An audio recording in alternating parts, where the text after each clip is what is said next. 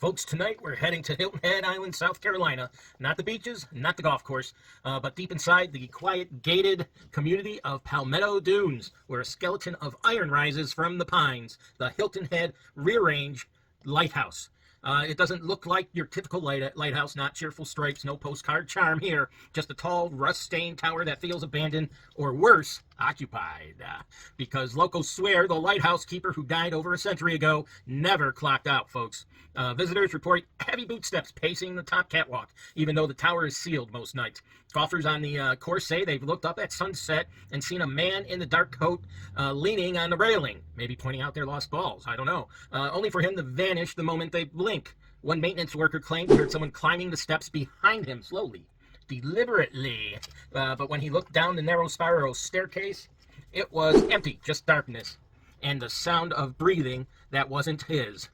Then there's the Blue Lady. Oh, but the lighthouse has another spirit, one far more tragic. Folklore tells of a young girl, the daughter of the lightkeeper, who fought to keep the beacon lit during a brutal coastal storm. Her father collapsed from exhaustion midnight, and ships in the harbor deepened on that range light. So she climbed to the tower alone, rain-soaked and terrified, and kept the flame burning until dawn.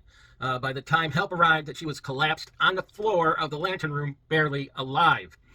Some say she died there, others say she survived but wandered the grounds for years, haunted by the storm that she never escaped.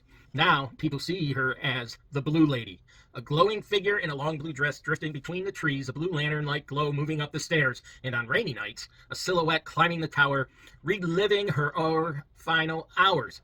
If you stand beneath the old oak tree next to the lighthouse, you may hear her humming, trying to stay calm as she climbs toward a storm that refuses to let her go. On top of that, folks, the light that shouldn't shine. The lighthouse was decommissioned in 1932. There was no working beacon, no power, no bulb. But for decades, locals have reported a faint amber or bluish glow shining from the lantern room long after midnight.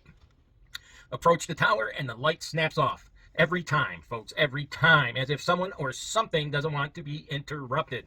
So if you ever visit Hilton Head, take a walk into Leamington and look for the iron tower among the trees. Just don't go alone. Not because of what you'll see, but because of what might be watching you from the catwalk above. This is Miller's Monsters. Sleep tight, and if you hear humming in the dark, well, as always, don't follow it.